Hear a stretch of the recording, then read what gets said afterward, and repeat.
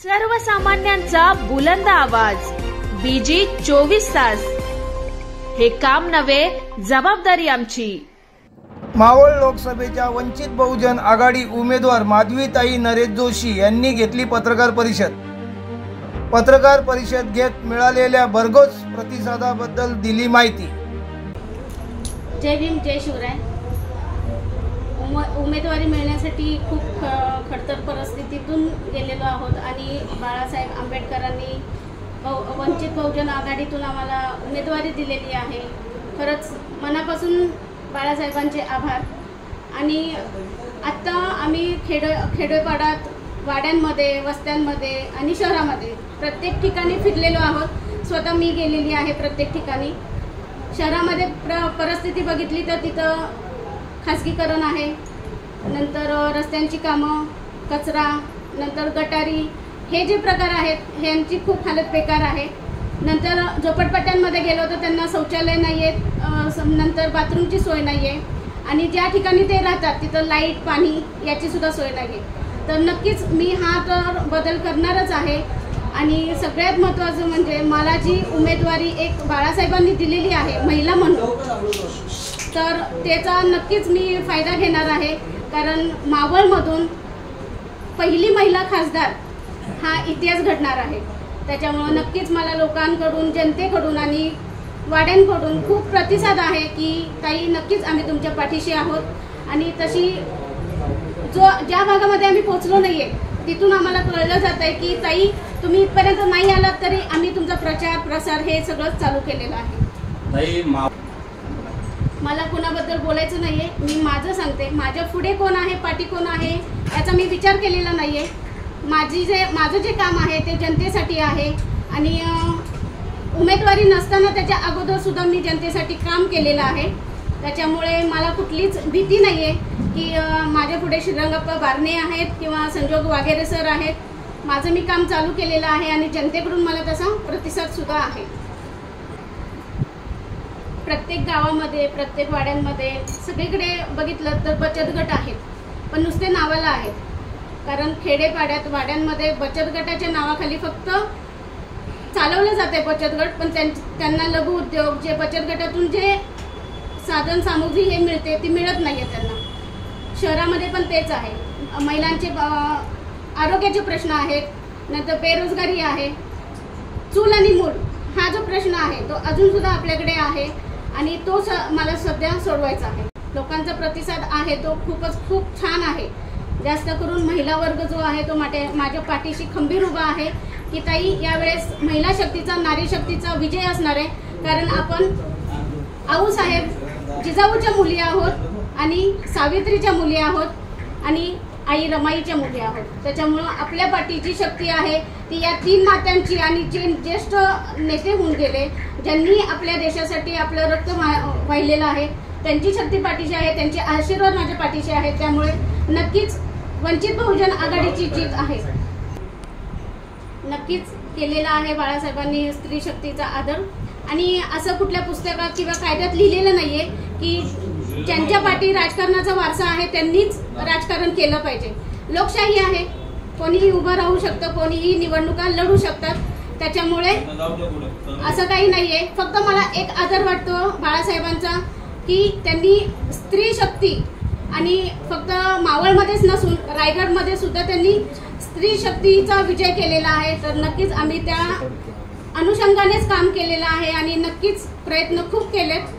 Result समोर येईलच आपल्या खेडेपाड्यात। आता जर आपण बघितलं तर जिल्हा परिषदेच्या ज्या शाळा आहेत त्या बंद पडत चाललेल्या आहेत। जर आपण विचार केला तर आपल्या इकडे म्हणजे डोंगराच्या खाली, घाटाच्या खाली जर विचार केला तर आदिवासी वाड्या, पाडे आणि म्हणजे गरीब लोक जी डोंगरावरती राहतात यांची परिस्थिती आपल्याकडे भरपूर आहे। आणि जर त्यांना जर शिक्षण घ्यायचं असेल त्यांच्या मुलांना तर साहजिकच आहे जिल्हा परिषदेची शाळा जी आहे ती बेस्ट आहे। पण जर त्याच शाळा राहिल्या नाही तर त्यांच्या शिक्षणाचं काय?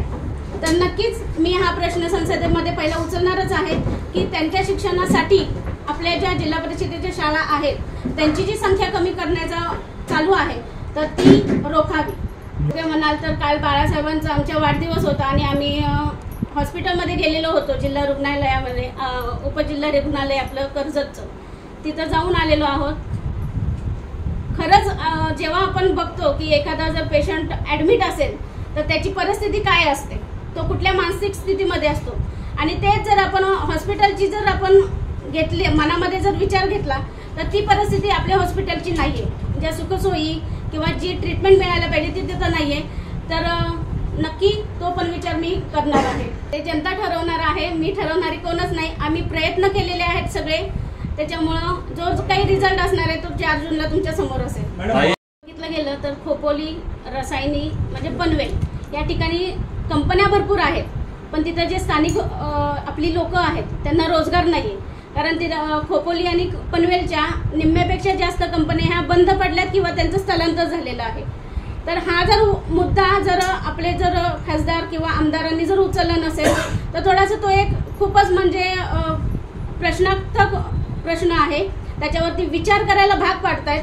कारण जर सामान्य लोकांचं आणि ज्या ठिकाणाहून तुम्ही निवडून येत आहे त्या सामान्य जनतेचा जर विचार करून जर तिथं जर आपला एक सुद्धा मुलगा कामाला नसेल तर ही खूपच गंभीर गोष्ट आहे. आणि तो दुसरं झालं रस्त्यांचा विषय आता तर चालूच आहे, खूप चालू आहे. कारण ॲक्सिडेंट एवढे होत आहेत. पळसदारीची आता एक 6 महिन्याची पूर्वीची गोष्ट आहे. पाण्यासाठी ती मुलगी गेली असताना तिचा ॲक्सिडेंट झाला, तिच्यावरून गाडी गेली आणि तिचा जागेवरती मृत्यू झालेला आहे. म्हणजे पाणी शेजारी आहे पण त्यांना रस्ता क्रॉस करून जावं लागतं डोंगरावरून येऊन. त्यामुळे पाणी, लाईट आणि खेडेपाड्यांमधले ज्या समस्या आहेत, आरोग्याच्या असतील, रस्ते, लाईट, पाणी ह्या तर आहेतच. याच्यावरती नक्कीच भर देणार आहे. आणि जे आपला भीमाशंकर रोड आहे तो अजून स्थगित आहे, तो अजून झालेला नाही.